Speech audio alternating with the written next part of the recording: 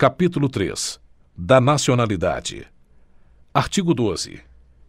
São brasileiros. Artigo alterado pela Emenda Constitucional de Revisão número 3 de 1994 e Emendas Constitucionais número 23 de 1999 e 54 de 2007. Inciso 1. Natos.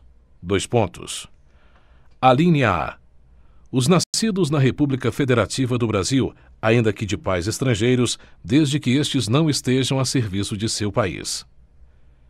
Alínea B. Os nascidos no estrangeiro, de pai brasileiro ou de mãe brasileira, desde que qualquer deles esteja a serviço da República Federativa do Brasil. Alínea C. Os nascidos no estrangeiro, de pai brasileiro ou de mãe brasileira, desde que sejam registrados em repartição brasileira competente ou venham a residir na República Federativa do Brasil e optem, em qualquer tempo, depois de atingida a maioridade, pela nacionalidade brasileira. Inciso 2. Naturalizados. Alínea A.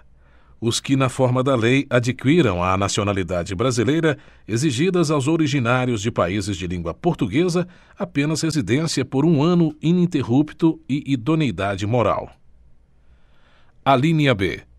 Os estrangeiros de qualquer nacionalidade residentes na República Federativa do Brasil há mais de 15 anos ininterruptos e sem condenação penal, desde que requeiram a nacionalidade brasileira.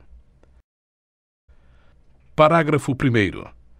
Aos portugueses com residência permanente no país, se houver reciprocidade em favor de brasileiros, serão atribuídos os direitos inerentes ao brasileiro, salvo os casos previstos nesta Constituição. Parágrafo 2º. A lei não poderá estabelecer distinção entre brasileiros natos e naturalizados, salvo nos casos previstos nesta Constituição. Parágrafo 3º. São privativos de brasileiro nato os cargos. Inciso 1. De presidente e vice-presidente da República. Inciso 2. De presidente da Câmara dos Deputados. Inciso 3. De presidente do Senado Federal. Inciso 4. De ministro do Supremo Tribunal Federal. Inciso 5. Da carreira diplomática. Inciso 6. De oficial das Forças Armadas. Inciso 7. De ministro de Estado da Defesa.